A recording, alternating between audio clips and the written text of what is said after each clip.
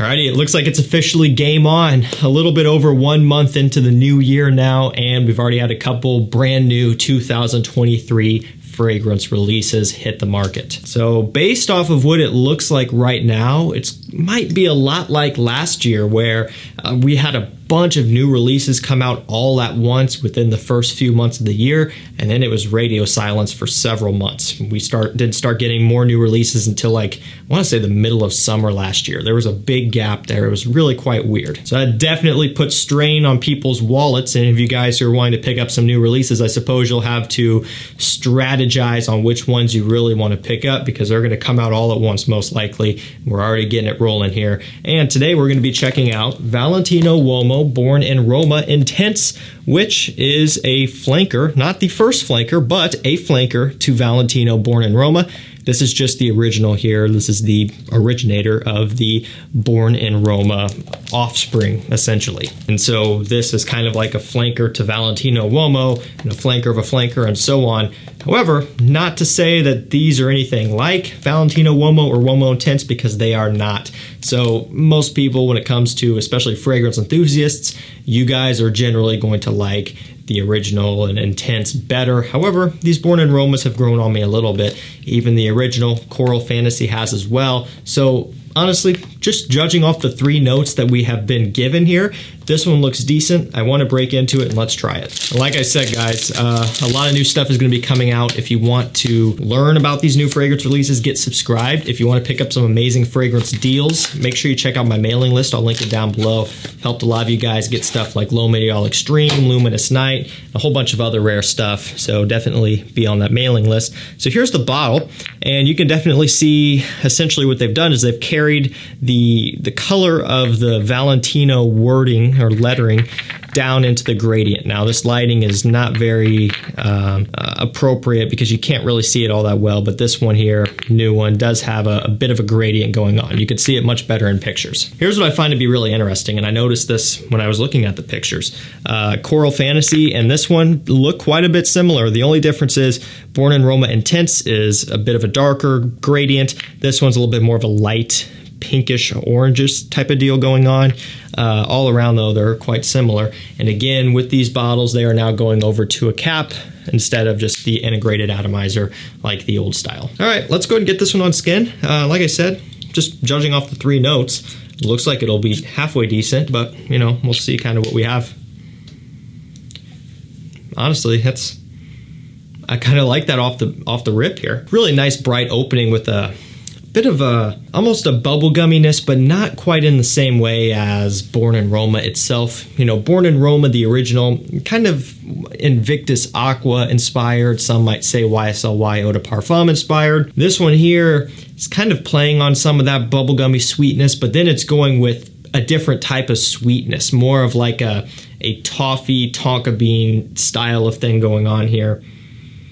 Going less fresh, a little bit more heavy with a little bit more depth going on. So we'll go ahead and knock this out of the way here. We have 3 notes again, like I said. Up top, we have vanilla. In the mid, we have vetiver. In the lavender, or in the base, we have lavender. That's kind of backwards. You would almost think it would run bottom to top. You would think it might have maybe lavender up top, or maybe even in the mid, vetiver, you know, in the base, vanilla in the base, something like that. I don't know. It's kind of weird. Normally you don't see vanilla up top. However, you do get that vanilla. You get kind of a, to me, again, like a toffee tonka bean smell. And then you get some of that fresh Born in Roma smell in here as well. I have to say, I do think it's pretty nice.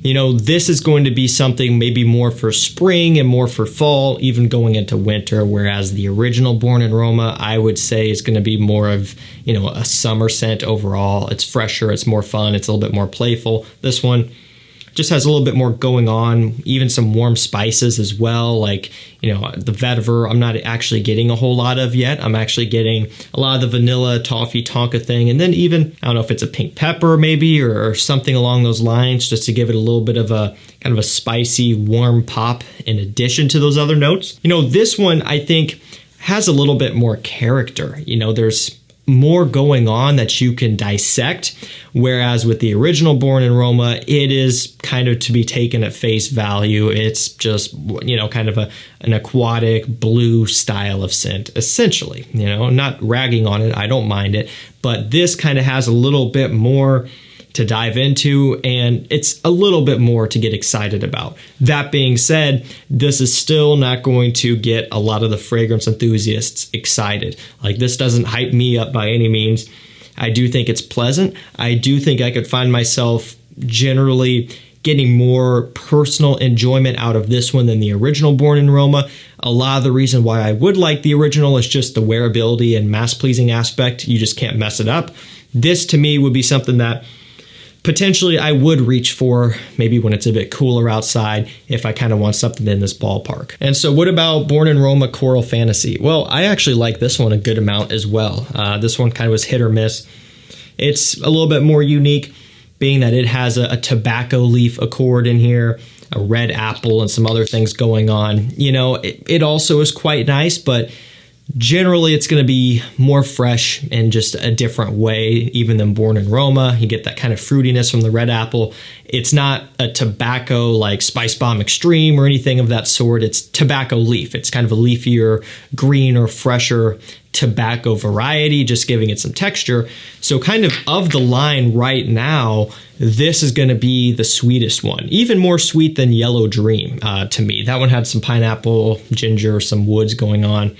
This one, to me, is going to be most focused on more of a cooler weather scent. It's kind of an interesting combo. It's almost like a little bit of like a Zorro, The Most Wanted, that toffee, vanillic, sweet smell, and then it meets into some fresher Eau de Parfum and Victus Aqua type of deals, Just kind of fresh meets sweet. And I will say, fresh meets sweet, or fresh and sweet combined in a scent, is always a recipe for a ton of compliments. You guys have probably figured that out as well. Look at all of the big compliment getters, even, Eau de Parfum and Dylan Blue and things of that nature. Strong with you freeze, and you kind of have fresh and sweet balances there between them.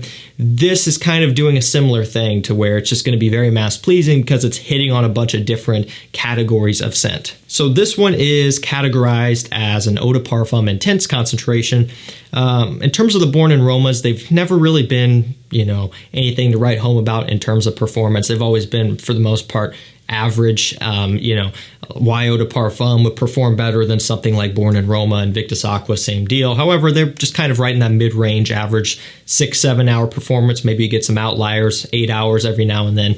So I'm curious to see how this one does. Being that there is more going on, it might have more substance to it, and it might hold up better, but we'll have to see. Again, this is only a first impressions. And what I can say, though, is that it's not completely linear. It is evolving as it's been on skin for a few minutes now, and it's kind of settling down. Some of that spiciness that I was referencing, like a pink pepper type of deal, is kind of subsiding, and it's smoothing out a little bit. You can kind of tell it's settling into place, and kind of getting into that mid, where it's getting a little bit of a slight, almost dusty, powdery smell also, which also kind of alludes to a tonka bean to me. The vetiver, I'm still not getting a ton of yet. The lavender, sure, a little bit to kind of give off an aromatic freshness, but it almost kind of has like a clary sage type of aromatic as well, something along those lines. I can't really see this being like a room filler, in terms of smelling it. I can't really smell it from too far of a distance. It's one of those deals where got to get up on it a little bit closer to really pick up on it, but it's also easier to pick apart the scent when you're smelling it at a closer range here for the first impressions video. I do think this one likely will benefit in terms of leaving a nice scent trail. I think it'll really hang in the air more so than it will project at a distance. It's pleasant, it's nice. I do think that with some time, I would potentially work this into some winter rotations, fall rotations, and you guys, I guess, will see at the end of the year here once we start cooling off again. And of course, I could be wearing it right now as well, but again, given the fact that we're going to be getting a bunch of new things, I'll probably be occupied with those, but I'll working this in, and maybe I'll do a full review on it. But we'll see. I think this is something that maybe you guys would enjoy as well if you like some of the more traditional, sweeter scents that have been released here lately, just with a little bit of a fresh balance so it doesn't go too overboard. This might be for you. So overall, not too bad. I don't think it's going to be one that you guys are going to want to rush out and purchase right now, but at discounters at some point in the future, I don't think this would be too bad of a purchase. So let me know down below if you've tried this one, and if you have, what do you think? If you haven't, are you even excited to? Are you going to pass on it right away? Just let me know. Like I said, get subscribed because more new releases are going to be coming out, I'm sure, here pretty soon. Next couple months are probably going to be quite a bit of them. And also get on that mailing list. Whole bunch of rare stuff dropping almost on a daily basis, and you guys are going to be able to save a ton of money, and you're going to be able to get a ton of rare, hard to find scents. Thanks so much for watching. Stay safe, stay healthy, and we will see you tomorrow with another one. Take care.